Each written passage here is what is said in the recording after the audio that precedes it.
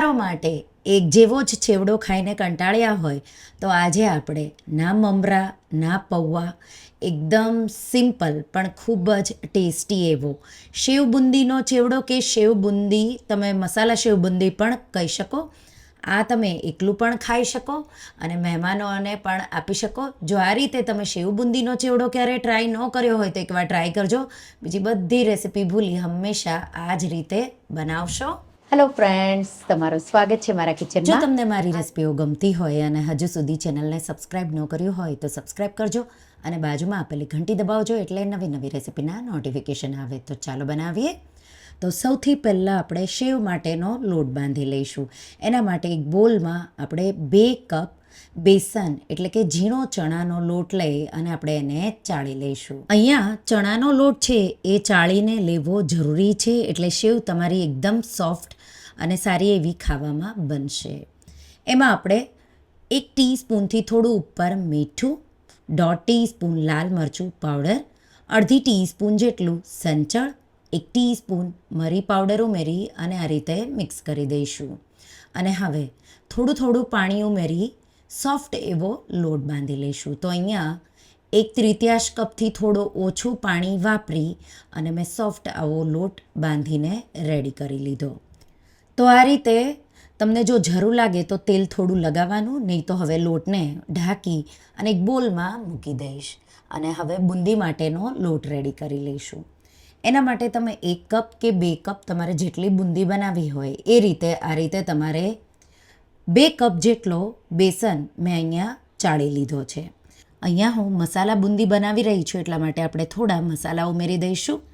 1 ટીસ્પૂનથી થોડું ઉપર મીઠું, 1/2 ટેબલ સ્પૂન કાશ્મીરી લાલ મરચું કે રેગ્યુલર લાલ મરચું, સાથે સંચળ અને મરી પાવડર. તો મીઠું છે સંચળ સાથે બેલેન્સ કરવાનું, મરી પાવડર તીખાશ સાથે બેલેન્સ કરવાની. અને હવે થોડું થોડું પાણી ઉમેરી અને આપણે સ્મૂધ એવું ખીરું બનાવવાનું છે. તો શરૂઆતમાં તમારે થોડું થોડું પાણી ઉમેરવાનું અને પછી વિસ્કરના મદદથી એકદમ સ્મૂધ એવું કરી લેવાનું.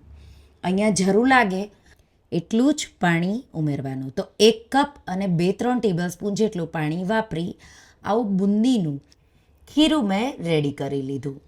રિબિન ફોલ્ડ એટલે એકસરખી જે ધાર થાય એવું તમારે ખીરું રેડી કરવાનું છે. હવે બુંદીનું ખીરું અને સેવનો લોટ તૈયાર છે. તો પહેલાં આપણે સેવ પાડી લઈશું. એના માટે સેવની રીંગ આપણે સંચામાં ફિટ કરી દઈશું અને સેવનો લોટ આ રીતે સંચામાં ઉમેરી અને આપણે પેક કરી દઈશું. તો આ રીતે સેવ માટે સંચો રેડી થઈ ગયો. હવે આપણે સેવને તળીશું. તળવા માટે મેં તેલ ગરમ કરી લીધું છે. તેલ એકવાર ગરમ થઈ જાય એટલે ગેસની ફ્લેમ લો કરી દઈશું. અને ગરમ તેલમાં આપણે આ રીતે સેવનો એક રાઉન્ડ, તો સંચાથી એક રાઉન્ડ તમારે સેવનો આ રીતે ફેરવી દેવાનો અને 30થી 40 સેકન્ડ જેવું આપણે એને તળાવવા દઈશું. તો તેલ ગરમ હશે તો થોડી વાર મીડિયમ ફ્લેમ તમે કરી શકો, પણ લો ફ્લેમ પર તમારે તળવાની અને બબલ બે સાઈડથી તમે તળો એટલે ઓછા થઈ જાય એટલે સેવ તમારી તળાઈને રેડી થઈ ગઈ. તો એકદમ ક્રિસ્પી એવી સેવ રેડી થઈ ગઈ. આપણે એને કિચન પેપર પર કાઢી લઈશું અને એ જ રીતે જેટલો લોટ છે એની આપણે સેવ પાડીને રેડી કરી લઈશું. આ રેસિપીથી તમે લગભગ 750 ગ્રામથી 1 કિલો જેટલો ચેવડો બનાવી શકશો. તો ડિપેન્ડ તમે બીજા ઇન્ગ્રેડિયન્ટ્સ કેટલા લ્યો એ પ્રમાણે તમારો ચેવડો બનશે. તો આ રીતે સેવ મેં બધી આ રીતે પાડી અને તળી રેડી કરી લીધી. તો આ તીખી સેવ પણ કહી શકો, મસાલા સેવ પણ કહી શકો. વધારે તમારે બનાવીને રાખવી હોય તો બનાવીને પણ સ્ટોર કરી શકો. હવે બુંદી માટે એ જ તેલમાં આ રીતે મારા પાસે આવો જારો છે, તો એ તળવાનો જ જારો છે એ ન હોય તો ભાત્યું હોય એ પણ લઈ શકો. આ રીતે આપણે બેટર પોર કરીશું. હલકું હલકું ટેપ કરવાનું, એક જ વાર ટેપ કરવાનું, દર વખતે તમારે એને ટેપ નથી કરવાનું. અને આ રીતે બુંદી ગરમ તેલમાં આ રીતે આવી જશે અને પછી તમારે એને આ રીતે એની સાઈડ ચેન્જ કરી લેવાની. બુંદીને તમારે મીડિયમ ફ્લેમ પર ક્રિસ્પી અને હલકો ગોલ્ડન કલર થાય ત્યાં સુધી તળવાની છે.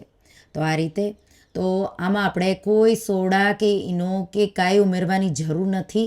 લોટ તમે બરાબર ફેટી અને બરાબર જો તમે આ રીતે ખીરું રેડી કરશો બુંદીનું, એટલે બહુ સોફ્ટ અને ક્રિસ્પી એવી બુંદી તમારી બનશે. થોડું તેલ પણ તમે મોણ માટે ઉમેરી શકો. બુંદી આવી હલકી ગોલ્ડન થઈ ગઈ, આપણે એને કિચન પેપર પર કાઢી લઈશું. બીજી વાર જ્યારે તમે બુંદી પાડો ત્યારે જારો તમારે ક્લીન કરી લેવાનો અને પછી પાછું તમારે આ રીતે હલકું 1-2 વાર જ ટેપ કરવાનું, પછી જાતે જ એ પડ્યા કરશે. બહુ વધારે પડતું ટેપ કરશો તો શેવના જેમ લાંબુ પણ પડશે, તો એ ધ્યાન રાખવાનું. આ જ રીતે આપણે બધી બુંદી પણ રેડી કરી લઈશું. બુંદીને ગોલ્ડન કલર આવે ત્યાં સુધી થવા દેવાની અને ધ્યાન રાખવાનું છે એવરી ટાઈમ તમારે જારો છે એ સ્પૂનથી કે સ્પેટ્યુલાના મદદથી ક્લીન કરી અને પછી નેક્સ્ટ બુંદી આ રીતે તમારે ગરમ તેલમાં પાડવાની, એટલે એક સરખી ગોળ ગોળ બુંદી પડશે, નહીં તો લાંબી ને મોટી ને જાડી ને એવી પડશે. તો આ રીતે બુંદી બધી રેડી થઈ ગઈ. હવે એ જ તેલમાં અડધો કપ શિંગદાણા ને આપણે તળી લઈશું, તો એકદમ ક્રિસ્પી થઈ જાય એ રીતે શિંગદાણાને તળી લેવાના. અહીંયા બુંદી મેં ચેવડામાં 1 કપ જે લોટ છે એની જ હું વાપરવાની છે. 1 કપ મેં પાણીપુરી માટેની બુંદી પણ ઘરે જ મસાલા બુંદી રેડી કરી છે.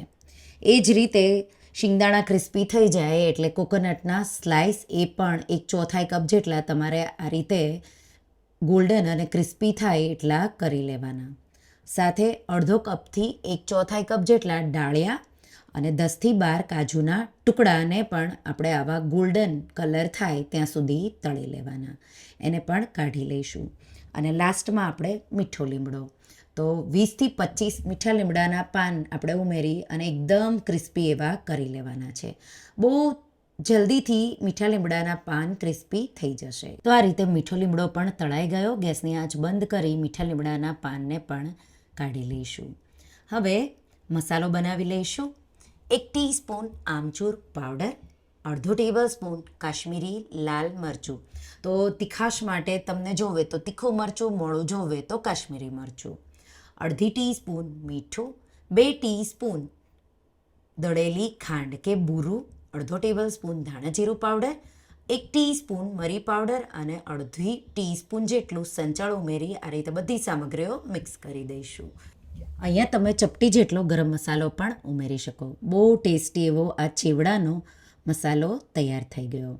હવે જે આપણે બધી સામગ્રીઓ તળી છે એને એક બોલમાં લઈ લઈશું. તો ડાળિયા, કાજુ, શીંગ, કોપરું અને સાથે આપણે મીઠા લીમડાના પાન, એમાં આપણે અડધો મસાલો ઉમેરી કોટિંગ આ રીતે કરી લઈશું. પછી જે સેવ તળાઈ ગઈ છે એને તમારે અધકચરી આ રીતે તોડી લેવાની છે. તો એકદમ એને ફાઇન મોટા ટુકડા રહે એ રીતે તમારે એને આ રીતે સોફ્ટ હાથે આ રીતે બ્રેક કરી લેવાની. તો આ રીતે સેવ મેં બધી જ ઉમેરી દીધી છે. હવે આ રીતે મિક્સ કરી દઈશું અને હલકું એમાં તેલ હશે અને મસાલો આ રીતે છાંટી દેવાનો. તો સેવમાં ઓલરેડી આપણે મસાલા સેવ જ બનાવી છે, તો પણ ચટપટો એવો મસાલો આવશે એટલે ઉમેરી કોટિંગ કરી દેવાનું. અને પછી બુંદી ઉમેરી દેવાની અને એમાં પણ મસાલો તમારે આ રીતે ઉમેરી દેવાનો. મિક્સ કરી દઈશું અને આપણો સેવ બુંદીનો ચેવડો કે મસાલા સેવ બુંદી તૈયાર છે. આ સિમ્પલ એવો છે પણ ખાવામાં ખૂબ જ ટેસ્ટી એવો છે. આ રીતે ઠંડો થઈ જાય એટલે કોઈ એરટાઇટ ડબ્બામાં તમારે ભરી અને આ ચેવડાને તમે 1 મહિના સુધી ખાઈ શકો. તો અહીંયા આ મસાલા સેવ તમે કોઈ પણ શાક માટે પણ વધારે બનાવી શકો અને મસાલા બુંદી એ તમે કોઈ પણ જેમ કે પાણીપુરી હોય કે ભેળ બનાવવાના હોય તો બુંદી પણ તમે વધારે બનાવી સ્ટોર કરી શકો. અને નહીં તો આ રીતે સિમ્પલ ચેવડો બનાવવાનો, પછી ડુંગળી ટમેટાનું કચુંબર આમાં ઉમેરી અને તમે ભેળ પણ આ સેવ બુંદીના ચેવડાની બનાવી શકો. આ રીતે જો તમે ક્યારેય સેવ બુંદીનો ચેવડો ટ્રાય ન કર્યો હોય તો એકવાર ટ્રાય કરજો અને મને કમેન્ટમાં કહેજો કે તમને સેવ બુંદીના આ ચેવડાની રેસિપી કેવી લાગી. તો તમને આ રેસિપી કેવી લાગી મને કમેન્ટમાં જરૂરથી જણાવજો. અને હા, જો રેસિપી ગમી હોય તો વિડીયોને લાઇક કરજો, શેર કરજો અને મારા ચેનલને સબસ્ક્રાઈબ કરજો. અને આવી જ નવી રેસિપીઓ માટે તમે બેલ આઇકોન બટનને પ્રેસ કરજો. Thank you for watching.